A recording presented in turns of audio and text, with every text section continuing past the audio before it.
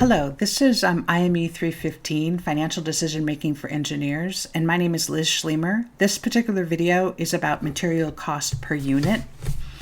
And when we look at the 5 areas that we're covering in this class, this is a concept associated with the cost of products. So in the previous video, we talked about fully allocated cost as being composed of 3 types of costs: labor, material, and overhead. And we compare that total cost to the sales price, and that's going to be a profit per unit analysis. In this video, we're going to be talking about material costs. So what are the quantity of raw materials is needed to make this product, and how much does the raw material cost?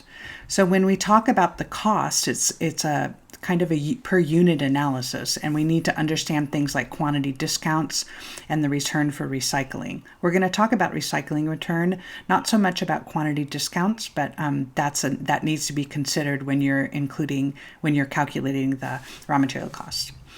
We also want to know how much is used, so not just the cost, but how much. And so a lot of this is a unit analysis, but we also need to make sure we're accounting for things like waste and scrap and rework. So the basic equation that we use is this equation. M, which is the per unit cost of materials, is equal to R minus V, where R is the cost of raw materials. V is the recycling, the revenue from recycling, and then you take that and you divide it, you divide N into that, which is the number of good units in a batch. And a batch can be defined many different ways. I have another video where the definition of a batch is a little bit different, but in this video, we're going to be looking at this particular problem where we have a 6-foot length of 1 1/17 inch cold rolled steel bar stock. So that's going to be define the batch that we're going to be producing. How many units are we getting out of this 6-foot length? And it weighs 5.51 pounds per foot, and it costs 80 cents per pound. And you can see the dimensions. What we're going to be doing is we're going to be cutting pins off of this cold rolled steel bar. And there's some portion that's going to be lost to the collet grip. And then there's some portion at the end that is not going to be enough to make one more pin. In addition, there's an 1/8 of an inch that's lost to the saw when we cut this off. So those are the dimensions of the thing that we're trying to process.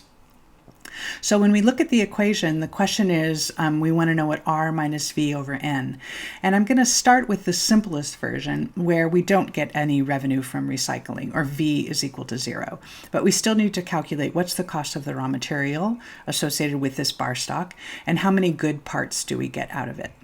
So the cost of raw material is just a unit analysis. It's 6 feet times 5.51 pounds per foot times 80 cents per pound. And that means that total 6-foot length of bar stock costs $26.48.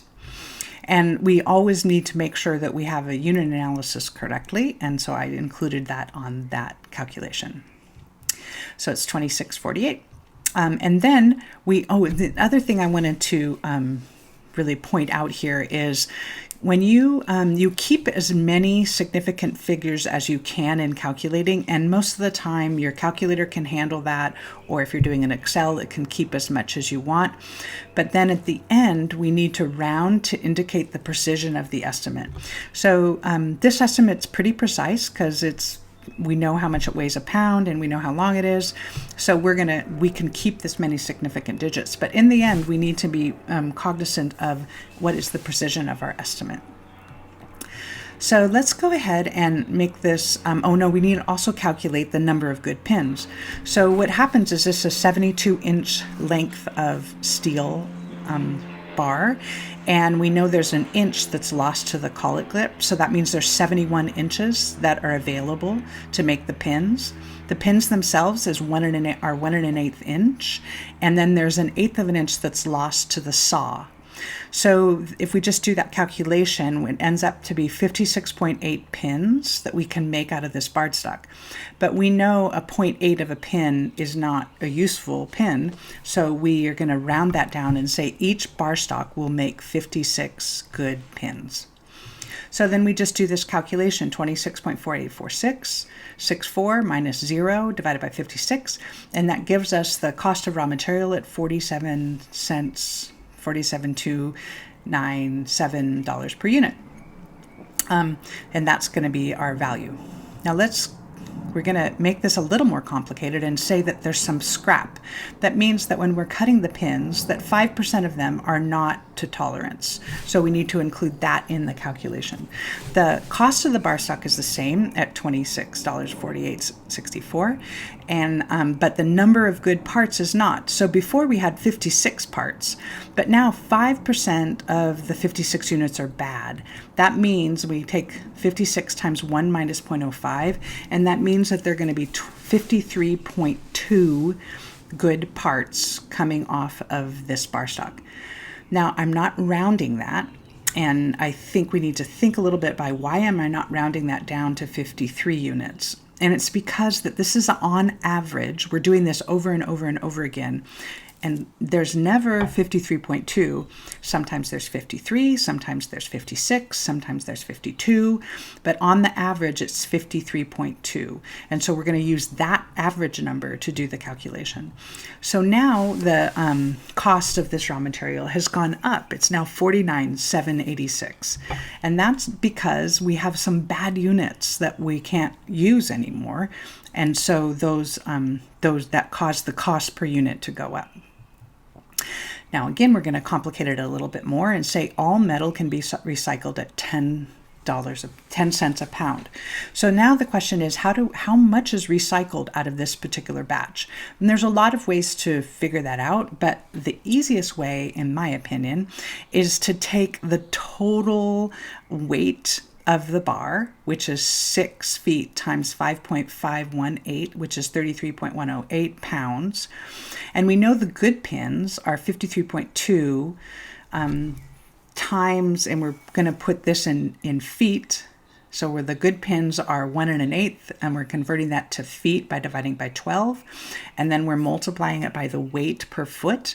So we know that out of the 33.108 pounds, 27.521 was good product.